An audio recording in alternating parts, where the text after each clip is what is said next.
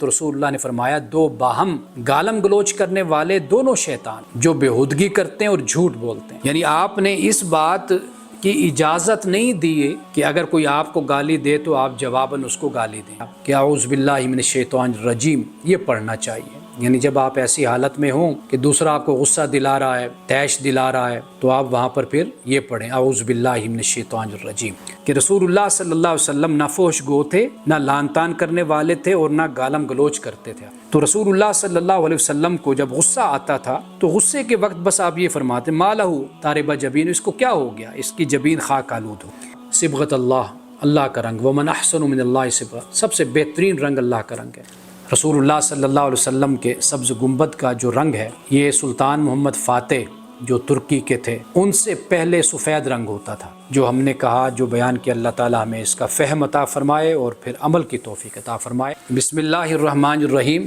یہ باب ہے باب المستبانی شیطانانی یتہاترانی یتکاذبانی، یعنی جو آپس میں دو لوگ گالم گلوچ کرتے ہیں وہ شیطان ہیں، جو بیہودہ گوئی اور جھوٹ بکتے ہیں، جھوٹ بولتے ہیں، یہ شیطان ہیں.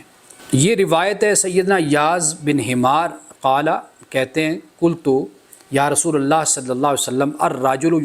یسبنی، کہ میں نے عرض کیا اللہ کے رسول کوئی آدمی مجھے گالی دے تو قال النبی صلی اللہ علیہ وسلم، تو رسول اللہ نے فرمایا دو باہم گالم گلوچ کرنے والے دونوں شیطان جو بےہودگی کرتے ہیں اور جھوٹ بولتے ہیں. یعنی حضرت ایاز جو ہیں انہوں نے اپنے سوال کو کسی طرح پورا نہیں کیا. یعنی مقصود یہ تھا کہ رسول اللہ کیا فرماتے ہیں. ایک تو طریقہ یہ تھا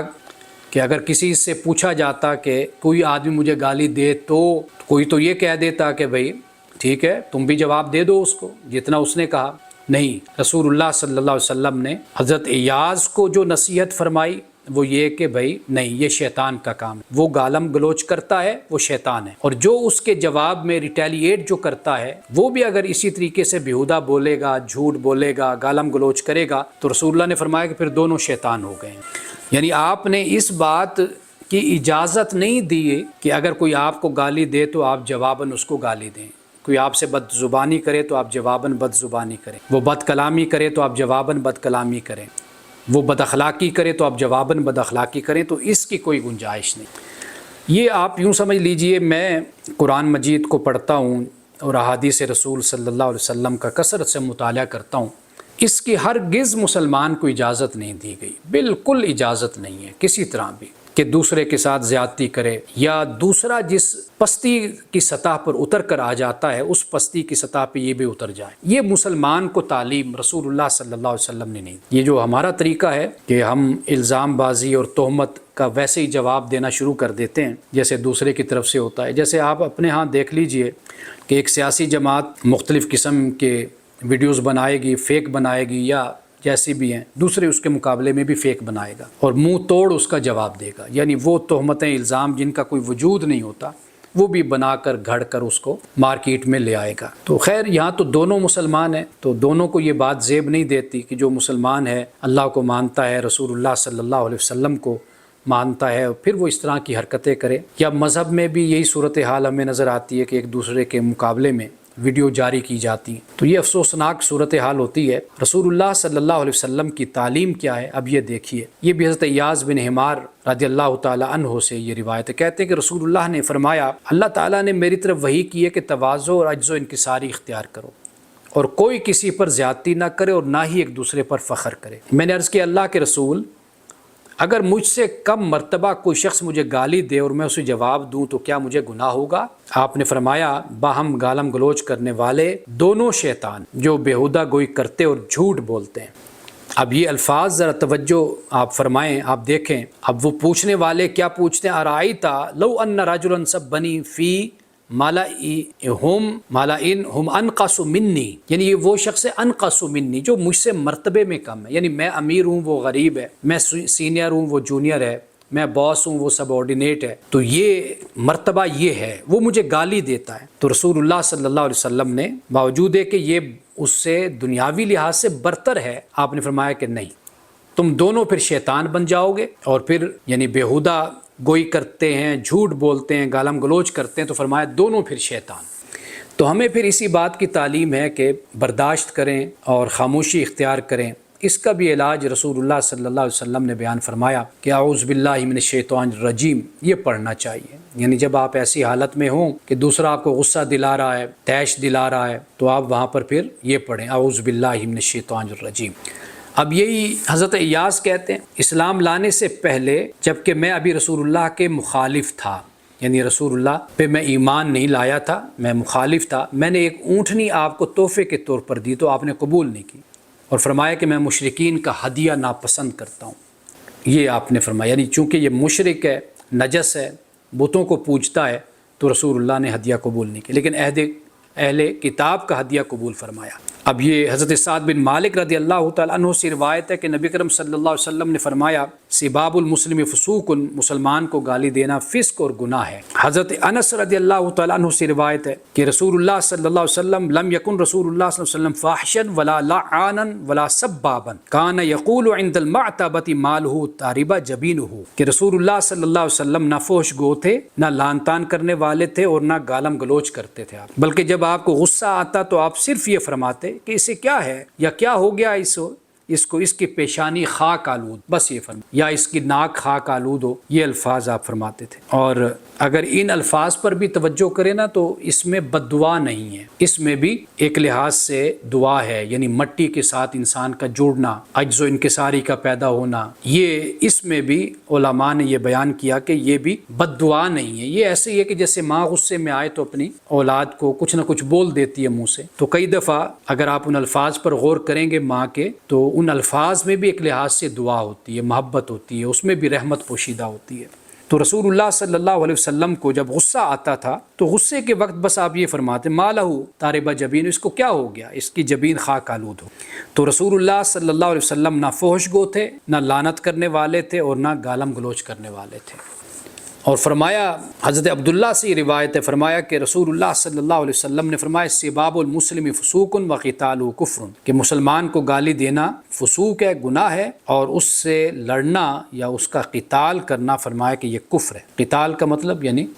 لڑائی جھگڑا کرنا، اس کو مارنا. حضرت ابو ذر سے یہ روایت ہے کہ میں نے رسول اللہ صلی اللہ علیہ وسلم کو فرماتے سنا جب کوئی آدمی کسی آدمی کو کافر یا فاسق کہتا ہے اور وہ ایسا نہیں ہوتا تو یہ بات خود اس پر لوٹ آتی ہے اور وہ ایسا ہو جاتا ہے. یعنی اس سے مراد کیا ہے کہ جیسے وہ فاسق ہے،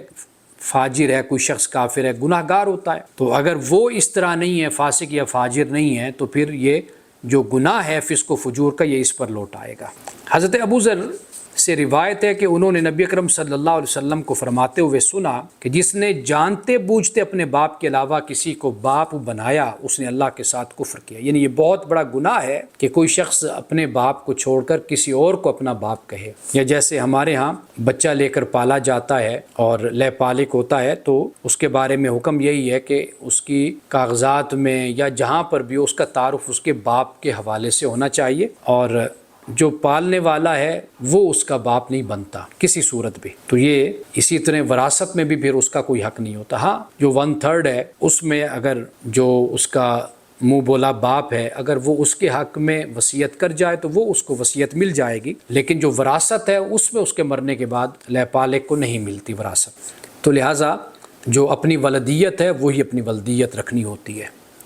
اسی طرح جس نے کسی قوم میں سے ہونے کا دعویٰ کیا جبکہ وہ ان میں سے نہیں ہے اسے چاہیے کہ وہ اپنا ٹھکانہ آگ بنا لے. کئی لوگ ہوتے ہیں کہ سید بن جاتے ہیں، آل رسول بن جاتے ہیں، اور مختلف ذاتیں جو ہمارے معاشرے میں ذرا عزت اور معزز نظروں سے دیکھی جاتی ہیں وہ اپنے آپ کو ان میں شمار کرنا شروع کر دیتے ہیں. تو رسول اللہ نے اس سے بھی منع فرمایا. اور جس نے کسی آدمی کو کافر کہا یا یوں کہا کہ اے اللہ کے دشمن، حالانکہ وہ ایسا نہیں ہے تو اس کا وبال کہنے والے پر پڑتا ہے. تو کسی کو اللہ کا دشمن کہنا یا کسی کو کافر کہنا اس کی بھی رسول اللہ صلی اللہ علیہ وسلم نے ممانعت فرما دی. اور پھر خاص طور پر جو اپنا مسلمان بھائی ہے اس کو تو بالکل ہی ایسا نہیں کہنا چاہیے، اور اس بارے میں ہمیشہ احتیاط کرنی چاہیے. اور جو علمی مسائل ہوتے ہیں علمی مسائل میں صرف اپنا نقطہ نظر پیش کرنا چاہیے اور دوسرے کی اصلاح کی کوشش کرنی چاہیے، نہ یہ کہ اس کو کافر قرار دے کر دائرہ اسلام سے خارج کر دینا چاہیے. اب یہ حضرت سلیمان بن سرد کہتے ہیں کہ میں نے سنا، یہ نبی اکرم صلی اللہ علیہ وسلم کے صحابی ہیں، ان سے یہ روایت ہے، کہتے ہیں کہ 2 آدمی نبی اکرم صلی اللہ علیہ وسلم کی موجودگی میں جھگڑ پڑے.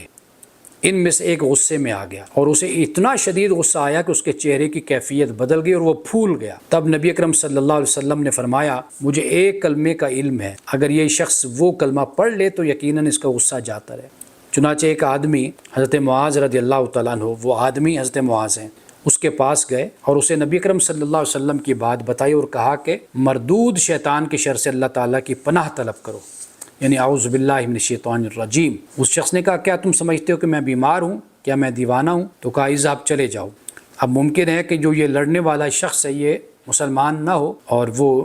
اس طریقے سے بات کر رہا ہو یا منافق ہو، تو اس نے یہ سمجھا کہ شاید کوئی بیمار ہوتا ہے، دیوانہ ہوتا ہے، کوئی نفسیاتی مسئلہ ہو، تو تب اعوذ باللہ من الشیطان الرجیم بسم اللہ الرحمن الرحیم یعنی تعوذ پڑھنا چاہیے۔ اس نے شاید یہ خیال کیا، اس لیے اس کو غصہ آیا کہ مجھے پتہ نہیں انہوں نے بیمار اس نے سمجھ لیا یا دیوانہ سمجھ لیا۔ تو یہ ضروری نہیں ہوتا، اعوذ باللہ من الشیطان الرجیم جو نارمل شخص بھی ہے اس کو بھی غصہ آتا ہے، وہ بھی طیش میں آتا ہے، تو لہٰذا یہ ایک حل بتا دیا گیا کہ غصے میں، جیسے رسول اللہ صلی اللہ علیہ وسلم نے کئی اور مقامات پہ یہ فرمایا کہ کھڑا ہے تو بیٹھ جائے، بیٹھا ہے تو کھڑا ہو جائے، یا جیسے وضو کر لے تو اس سے بھی انسان کا غصہ چلا جاتا ہے۔ آخر یہ حدیث بیان کرتے ہیں،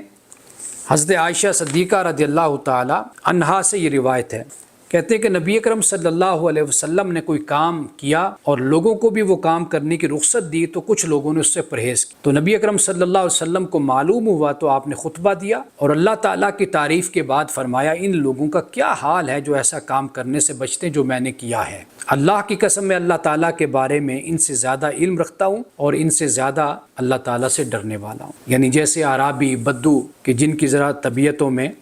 تلخی اور سختی تھی اور وہ نئے نئے مسلمان ہوئے تھے تو ان میں یہ کوتاہی اور یہ خامی اور غلطی تھی،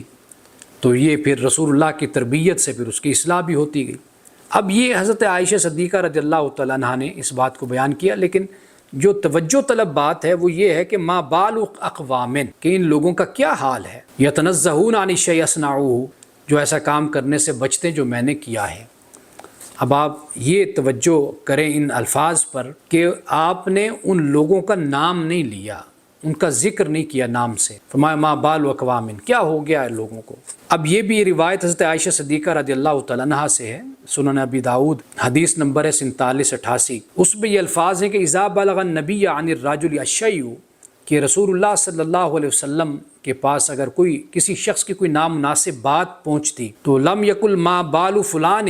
یقول، رسول اللہ کبھی یہ نہیں فرماتے تھے کہ کیا ہو گیا فلانے کو کہ وہ یہ کہتا ہے، یعنی کسی کا نام لے کر کبھی بھی آپ نہیں کہتے تھے کہ فلاں یہ کیا کہتا ہے، زید عمر بکر کوئی بھی نام کبھی آپ نے نہیں لی۔ ما بال فلان یقول ولکن یقول ما بال اقوام یقولون کذا و کذا، تو رسول اللہ صلی اللہ علیہ وسلم یہ فرمایا کرتے تھے کہ بھئی کیا ہوا ہے لوگوں کو، کیا ہو گیا ہے لوگوں کو کہ وہ اس طرح کہتے ہیں۔ یہ آپ صلی اللہ علیہ وسلم کا انداز تھا، کبھی بھی کسی کو شرمندہ نہیں کرنا، اس کی بات کو یا اس کے اندر کوئی عیب ہے، نقص ہے، کوئی خامی ہے، کوئی کوتاہی ہے، غلطی ہے، کوئی خطا ہے، کوئی عادت بد ہے، رسول اللہ نے کبھی کسی کو اس طرح شرمندہ نہیں۔ یعنی ایک تو ہمیں یہ تعلیم دی کہ بھئی غلطی سے نفرت کی جاتی ہے، گناہ گار سے نفرت نہیں ہوتی، ایک تو یہ بات یاد رکھیے۔ اور دوسرا کیا ہے کہ اصلاح کا ایک حکیمانہ انداز، حکمت بھرا انداز، مقصود تو یہ ہے نا کہ دوسرے کی اصلاح ہو جائے، مقصود یہ تو نہیں ہے کہ دوسرے کو شرمندہ کرنا یا ذلیل کرنا ہے یا اس کی تحقیر کرنی، یہ تو مقصد ہی نہیں ہے۔ مقصد اصل میں کیا ہے، اس کی اصلاح ہو جائے، وہ اپنی غلطی اور اپنی خامی اور اپنی بری عادت کو چھوڑ دے۔ تو رسول اللہ صلی اللہ علیہ وسلم کا ہمیشہ یہی طریقہ تھا کہ نام لے کر، یعنی کسی کے بارے میں معلوم ہو گیا تو آپ نے اس کا نام نہیں لیا۔ یہ فرمایا کہ ما بالو اقوام یقولون کذا و کذا، کیا ہو گیا ہے لوگوں کو کہ لوگ اس طرح کرتے ہیں یا اس طرح کہتے ہیں، یہ فرمایا۔ اور آج کی ایک آخری حدیث، اگرچہ میں نے پہلے اس حدیث کو آخری کہا تھا، لیکن یہ حدیث پڑھنے کے بعد جو آگے حدیث ہے وہ چونکہ کافی طویل ہے تو وہ انشاءاللہ آئندہ درس میں پھر ہم اس پر بات کریں گے۔ حضرت انس رضی اللہ تعالیٰ عنہ سے روایت ہے کہ نبی اکرم صلی اللہ علیہ وسلم بہت کم ایسے کرتے کہ کسی شخص کو کسی ناجائز کام میں مبتلا دیکھیں تو منہ در منہ ٹوک دیں، کبھی رسول اللہ نے ایسے نہیں۔ قل ما یواجہ الرجل بشیء یکرہ، یعنی ایک شخص کوئی غلط کام کر رہا ہے، اس میں کوئی نامناسب چیز آپ نے دیکھی ہے تو کبھی منہ در منہ آپ نے اس کو منع نہیں کیا، ٹوکا نہیں۔ فدخل علیہ یوما رجل، تو ایک دن ایک شخص آیا اور وعلیہ اثر صفرۃ، تو اس پر زرد رنگ کے اثرات تھے. فلما قام قال لاصحابہ، تو جب وہ چلا گیا تو آپ نے ارشاد فرمایا لو غیر او نزع حاضی صفرت، فرمایا کہ اگر وہ یہ زرد رنگ کا کپڑا بدل لے یا اتار دے تو بہتر ہے. یہ رسول اللہ صلی اللہ علیہ وسلم نے، اگرچہ یہ روایت ضعیف کہی جاتی ہے، یعنی کوئی اس کی وجہ ہوگی، یعنی کفار سے اس کی مشابہت ہوتی ہوگی، یا جیسے آپ کو پتہ ہے کہ کئی دوسرے مذاہب میں وہ رنگ جو ہیں کئی وہ بڑے معروف ہیں اور مذہبی طور پر ان کو بڑا مقدس خیال کیا جاتا ہے، اس میں کچھ الوہی طور پر تصور پایا جاتا ہے، کچھ شرک کا بھی تصور پایا جاتا ہے. اس طرح کے کئی تصورات رنگوں میں موجود ہیں، کئی مذہب میں اہل مذہب وہ اختیار کرتے ہیں. تو گویا کہ رسول اللہ صلی اللہ علیہ وسلم نے اگر اس شخص کو یہ منع کیا تھا تو منع کرنے کا در حقیقت یہ پہلو نظر آتا ہے کہ جیسے ایک اور مقام پر حدیث میں حضرت عبداللہ بن عمر سے یہ روایت ہے کہ ان ھذا من ثیاب الکفار فلا تلبسھا، یہ کفار کے کپڑے لہٰذا انہیں مت پہنو. یہ یعنی ایک تشبیہ ہو جاتی ہے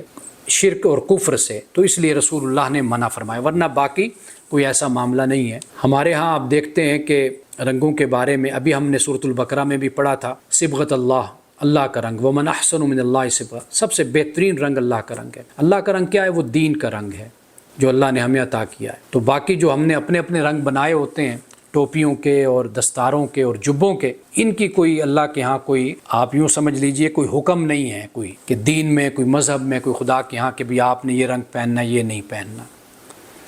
رسول اللہ صلی اللہ علیہ وسلم کے سبز گنبد کا جو رنگ ہے، یہ سلطان محمد فاتح جو ترکی کے تھے ان سے پہلے سفید رنگ ہوتا تھا گنبد رسول صلی اللہ علیہ وسلم کا، اور جب وہ